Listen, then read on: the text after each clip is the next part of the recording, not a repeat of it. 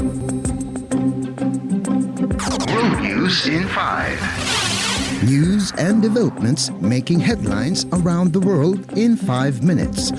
World News in 5. Here on Radyo Pilipinas Worldwide. Good day. This is World News in 5 here on Radyo Pilipinas World Service.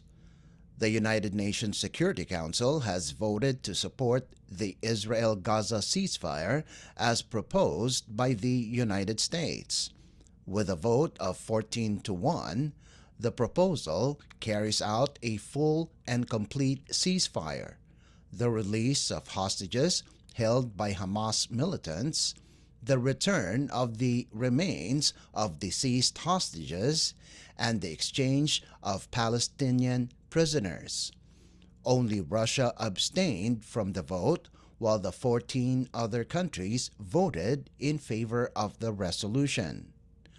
According to the U.S. draft resolution, the plan comes in 3 phases, with the first one involving a hostage prisoner swap and a ceasefire.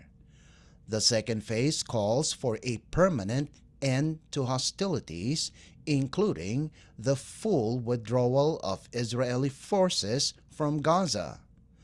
The final phase of the plan involves a long-term solution to the region, which includes the reconstruction for Gaza spanning several years. World News in 5. Here on Radyo Pilipinas Worldwide. A search and rescue operation has commenced following the plane carrying Malawi Vice President Saulos Klaus Chilima did not land at the airport as scheduled. The military aircraft was supposed to land at the Mzuzu International Airport in northern Malawi 45 minutes after it took off from the capital city of Lilongwe.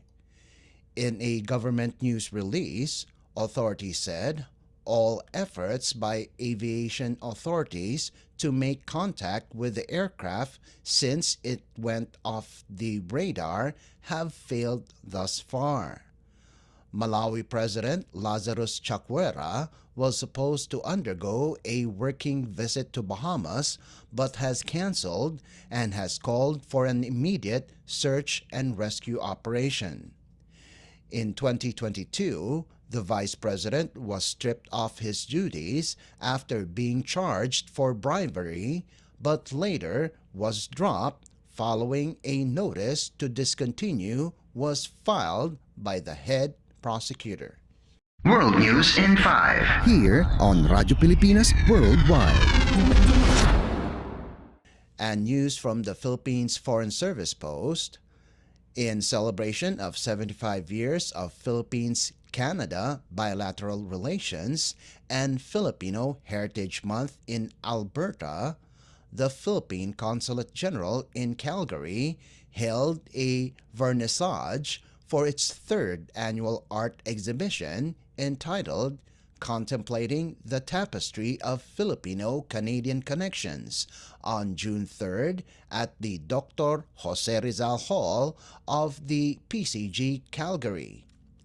The exhibition, which features 19 Filipino-Canadian artists as well as selected works from the students of the St. Oscar Romero High School of Edmonton, Alberta, Canada, is a collaboration with the Philippine Arts Council and is curated by Miss Ida Beltran Lucilia. In his opening remarks during the exhibition, acting head of post Victorio Di Magiba Jr. noted that the artworks of the artist serves as bridges connecting both countries, capturing the essence of their Filipino roots while embracing the Canadian experience. In her video message, curator Miss Ida Lucilia shares that the exhibit features the diverse cultural narratives, shared experiences between the Filipino and Canadian communities, and that the exhibit also weaves the intricate fabric of Filipino-Canadian identity and heritage. The exhibit is the third such exhibition mounted by the PCG Calgary, featuring the works of Filipino-Canadian artists from across Alberta and Saskatchewan, beginning with the Ala Ala exhibition featuring two artists from Regina, Saskatchewan in 2022, and the Malaya exhibition, which featured 6 artists from Calgary, Alberta. The exhibit will run for the whole month of June 2024, Monday to Friday except public holidays, from 9 in the morning until 4 in the afternoon, and is free to the public. World News in 5. Here on Radyo Pilipinas Worldwide. And that concludes today's edition of World News in 5. For Radyo Pilipinas World Service, this is Leo Magpayo. Good day. World News in 5. News and developments making headlines around the world in 5 minutes. World News in 5. Here on Radyo Pilipinas Worldwide.